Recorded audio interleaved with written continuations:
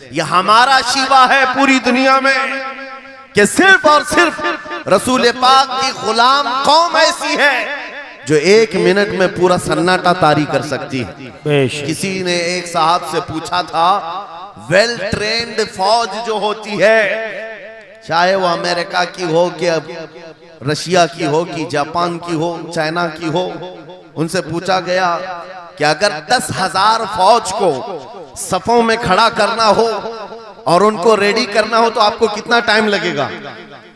किसी के बारे में कहा कि अमेरिकी फौज के लिए हमें 4 घंटे लग जाएंगे, हम तरतीब दे देंगे। रशियन फौज के लिए 3 घंटे लग जाएंगे, चाइनीज और एक्टिव हैं, 2 घंटे में अपनी थपे तरतीब कर लेंगे। उस मुसलमान दानिश्वर ने कहा, अल्लाह का करोड़ों एहसान है, 1 लाख से ज्यादा का मजमा होता है हरम काबा में भी और हरम रसूल में भी। इमाम सिर्फ 1 मिनट में कहता है सफे दुरुस्त कर लो, किसी को डंडा मारने की जरूरत नहीं, सबकी सफे खुद दुरुस्त होती है। ये कौम है जो अपनी सफे खुद दुरुस्त करती है। मस्जिदों में, जुमा में, ईदगाह में जाकर कोई लकड़ी लेकर नहीं फिरता कि अपनी अपनी सफे दुरुस्त कर लो। हर एक को इतना शऊर है कि अपनी सफे कैसे दुरुस्त की जाती है। जब आपको अल्लाह ताला ने ये नेमत अता की है, मस्जिदों में सफे दुरुस्त कर सकते हैं 1 मिनट के अंदर, ईदगाह में 1 मिनट में हमारी सब दुरुस्त हो सकती है।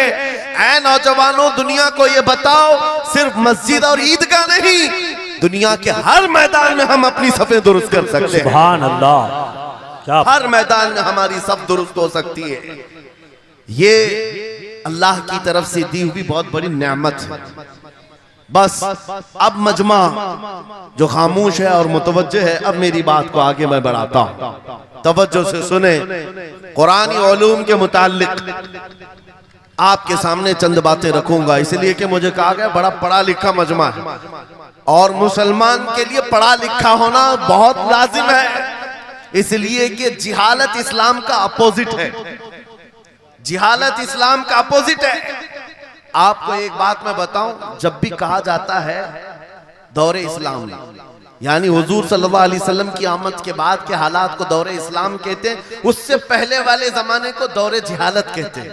जबकि इस्लाम का अपोजिट तो कुफ्र होना चाहिए, कुफ्र होना चाहिए। ये दौरे इस्लाम है और इससे पहले दौरे कुफ्र था। नहीं, दौरे इस्लाम से पहले वाले दौर को दौरे जिहालत कहते हैं, इसलिए कि बताना है इस्लाम और जिहालत 2 अपोजिट चीजें हैं, 2 अपोजिट चीजें हैं। जाहिल हो और मुसलमान हो उसे जेब नहीं देता। जिस कौम पर आने वाली किताब हिदायत का पहला लफ्ज इक़रा से शुरू होता है, इक़रा बिस्मि रब्बिकल लज़ी खलक़, कुरान का पहला लफ्ज जो आया है वो किस नाम से आया? पढ़ो अपने रब के नाम से, पढ़ो अपने रब के नाम से। और इल्म नहीं है तो कुछ नहीं है तुम्हारे पास।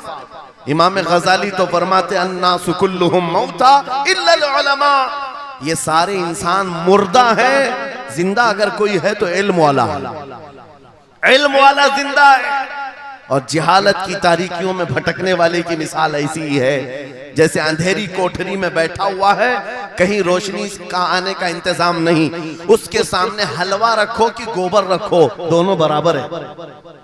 जाहिल आदमी के लिए ऐसा ही है, कभी उसका हाथ इसमें पड़ेगा, कभी उसका हाथ इसमें पड़ेगा।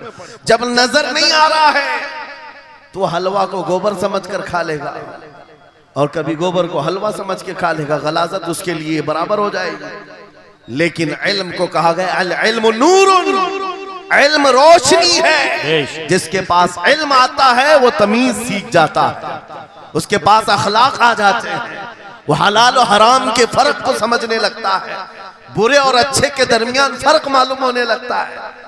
इसीलिए मेरे अजीजों, मुझे बड़ा गर्व है और फख्र है, हमारी खानकाह से ये आवाज आती है आधी रोटी खाएंगे और बच्चों को पढ़ाएंगे। बेशक, क्यों? बेशक उस अजीम खानकाह से ये आवाज दी गई, क्यों? सिर्फ इसलिए नहीं कि तुम बड़े होकर के डॉक्टर बनोगे, इंजीनियर बनोगे। लोगों की नजर में अब बात यही रह गई है, पढ़ा इसलिए जाता है कि डॉक्टर बनना, इंजीनियर बनना है और कमाना है, बहुत कमाना है। इल्म जो है आज कमर्शियल बना लिया गया। इल्म इसलिए नहीं, इल्म इसलिए हासिल किया जाता है कि बंदा खुदा को पहचाने, क्या बात, बेशक बंदा अपनी हकीकत को पहचाने, बेशक, जिंदगी गुजारने के उस्लूब उसे मालूम हो जाए। इल्म इसलिए सिखाया जाता है। बहुत सारे लोग सिर्फ नौकरी के लिए समझते हैं कि इल्म हासिल करना चाहिए, नौकरी के लिए नहीं, अपने अखलाक को बुलंद करने के लिए इल्म आना बहुत जरूरी है। मेरे अजीजों, कुरान अजीम वो हिदायत की किताब तुम्हारे पास आई, इस कौम के लिए अलमिया नहीं है तो और क्या है, जो किताब उलूम का जखीरा है। आज दुनिया उस किताब पर रिसर्च कर करके नए इल्म और फनून हासिल कर रही है। उस किताब को तो हम मुर्दों पर पढ़ने के लिए रखे हैं। वो कुरान अजीम जो हिदायत की किताब और सारे उलूम का सर चश्मा है, उस किताब को कहां पढ़ते हैं? मैयतों पर। किसी का इंतकाल हो गया तो तीजे में पढ़ेंगे, चहलुम में पढ़ेंगे, 9वें में 20वें में पढ़ेंगे। वो ईसाले सवाब के लिए सिर्फ रखा गया। और उससे थोड़ा आगे बढ़ गए तो कसम खाने के लिए कुरान। आओ चलो हम कसम खाते कुरान पे हाथ रख करके, कुरान पे हाथ रख के। मियाँ क्या कुरान कसम खाने की किताब है? कुरान की वो आयत मैंने सबसे पहले पढ़ी, अल्लाह फरमाता ज़ालिकल किताबु ला रैब फीही, ये वो किताब है जिसमें शक की गुंजाइश नहीं, और ये हिदायत है परहेजगारों के लिए। और कुरान में 3 जगह ये लफ्ज आया है, हुदल लिन्नास, हुदल लिलमुमिनीन, हुदल लिलमुत्तकीन। ये सारे इंसानों के लिए भी हिदायत है, ये सारे ईमान वालों के लिए भी हिदायत है, और परहेजगारों के लिए भी हिदायत है। सब हिदायत अलग अलग अंदाज से हासिल करते हैं। बारिश एक ही है बरसने वाली, जमीनें अलग अलग हैं। बहुत नरम जमीन हो तो वो जमीन बारिश से फायदा ज्यादा उठाती है, और थोड़ी सी ओबड़ खाबड़ जमीन हो तो वहां से फायदा कम आता है। बारिश एक ही है, कुरान बारिश हिदायत है। जिसके दिल की जमीन जितनी नरम होगी उतना वो उससे हिदायत उठाए, सुभान अल्लाह, बेशक, उतना उससे फायदा उठाएगा। और आज हालात ये हैं, ऐ नौजवानों अपने दिल पर हाथ रख करके बताओ, कुरान कितने लोगों ने पढ़ा है? कुरान कितने लोगों ने पढ़ा? मैं हाथ नहीं उठवाता, किसी भी बात पर हाथ मत उठाया करो।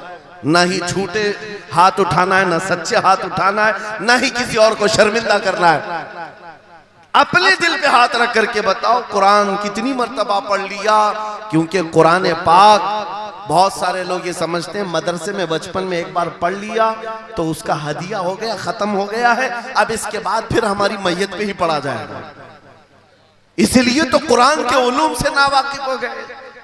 अरे समझना तो दूर की बात, देख करके पढ़ना भी मुश्किल है। आज लोगों का देख कर पढ़ना मुश्किल हो गया। कुरान तुम्हारे पास बहुत सारी किताबें नहीं है, बहुत सारे ग्रंथ नहीं, बहुत सारे वेद नहीं है जिनका शुमार ही नहीं है। तुम्हारे पास ओनली वन, एक किताब कुरान पाक, ऐसी महफूज किताब जिसके बारे में अल्लाह ताला खुद फरमाता है सूरह कमर में, वलक़द यस्सरनल कुरान लिज़िक्रि फहल मिन मुद्दकिर। हमने कुरान को याद करने के लिए आसान बनाया है कोई याद करने वाला?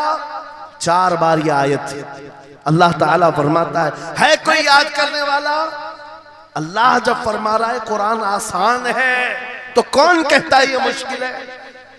हमने खुद अपने हाथों तबाही को दावत दी है। दर्स कुरान को अगर हमने न भुलाया होता, ये जमाने ने जमाना न दिखाया होता, वो जमाने में मुअज़्ज़ज़ थे मुसलमान होकर, आज हम खार हुए हैं तारीके कुरान होकर। आज हम छोड़े बैठे हुए हैं। कुरान अजीम को छोड़कर बैठना कितनी बड़ी गुमराही है। आज हालात ऐसे आ गए कि कुरान को बदलने की बातें होने लग गई। क्यों? तुम उठाते ही नहीं। 26 आयतें निकाल दो, 25 आयतें निकाल दो, इसमें ये बातें उसमें वो बातें हैं। मुसलमान को तो पता भी नहीं है कौन सी आयतों के बारे में ये वावेला मचाया जा रहा है। अरे तुम पढ़ो, तुम्हारे लिए कुरान आया है।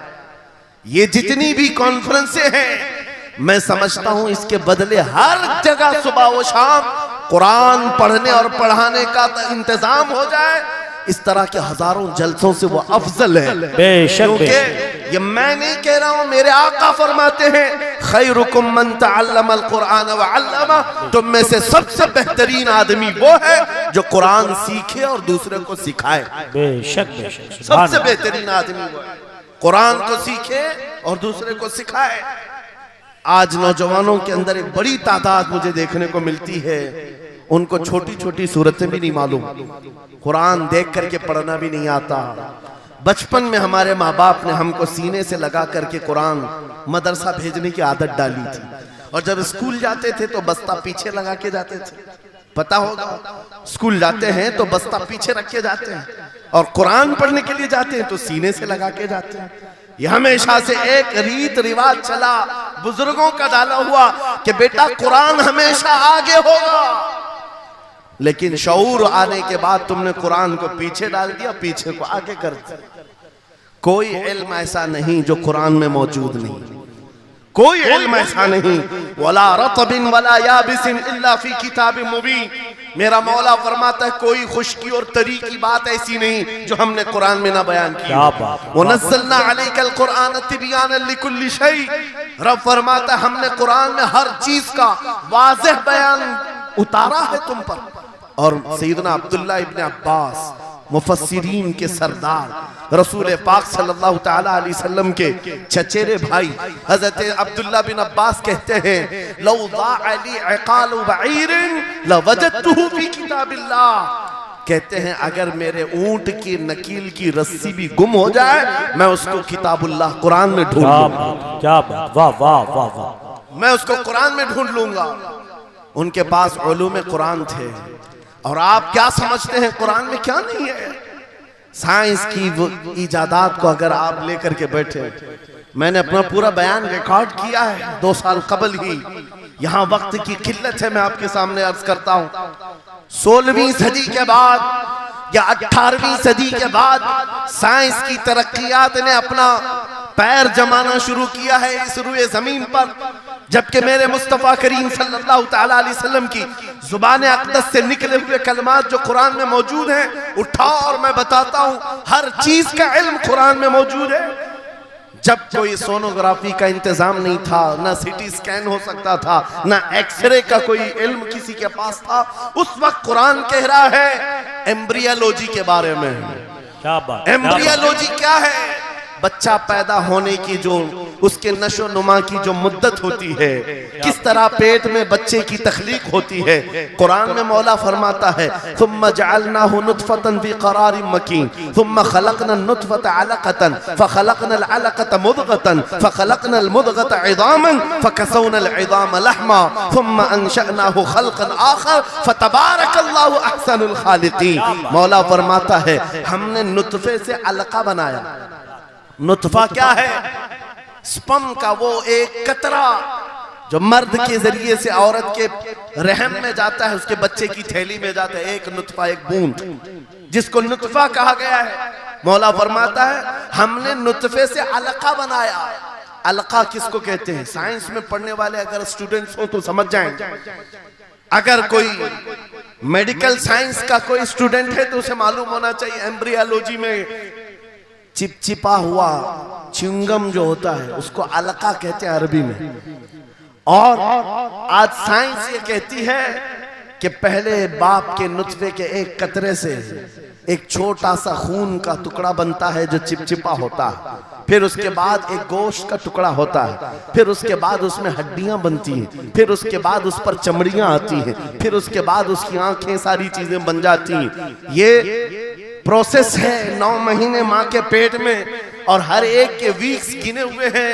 फर्स्ट वीक में क्या होता है, सेकंड वीक में क्या होता है, थर्ड वीक में क्या होता है, एम्ब्रियोलॉजी का पूरा इल्म है। साइंस आज 21वीं सदी में इस एम्ब्रियोलॉजी को तुम्हारे सामने ला रही है। अरबों के उस दौर की बात कर रहा हूं जहां लोगों को घर बनाने का इल्म नहीं था, और कुरान माँ के पेट में पैदा होने वाले बच्चे की तख्लीकात बयान कर रहा है। नारे तकबीर, नारे रिसालत, फैज़ाने कुरान मुक़द्दस, फैज़ाने शेखुल मशाइख, नारे तकबीर, नारे रिसालत। वाह वाह। मशहूर साइंसदान है फ्रैंक प्रेस नाम से, जिसने ये थ्योरी दुनिया को बताई कि अर्दियात जमीन के अंदर जो वसात हो रही है, और उसके बाद उसने कहा था फ्रैंक प्रेस नाम का अंग्रेज मौर्रिख और अंग्रेज साइंसदान ने कहता है जमीन जो है पानी के ऊपर है, और ऐसे ही पानी के ऊपर कोई चादर बिछा दी जाए तो कभी चादर इधर हो सकती है, कभी उधर हो सकती है।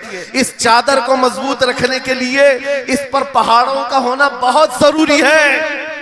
ये 19वीं सदी में फ्रैंक प्रेस कह रहा है, और मेरा मौला कुरान में फरमाता है, अल्लाह ताला फरमाता है वल जिबाल औतादा, हमने पहाड़ों को मेख बना करके जमीन पर गाड़ा। क्या बात, वाह वाह, बेशक कि जमीन को हिलने नहीं देते पहाड़।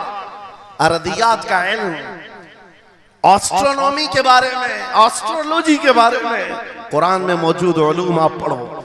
जूलॉजी के बारे में, जानवरों के उलूम के बारे में कुरान में पढ़ो।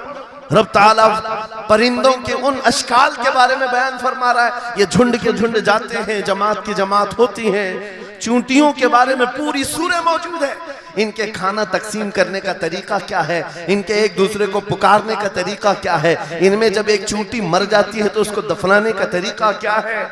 ये कौन बयान कर रहा है? ये कुरान बयान कर रहा है, कुरान पाक बयान कर रहा है।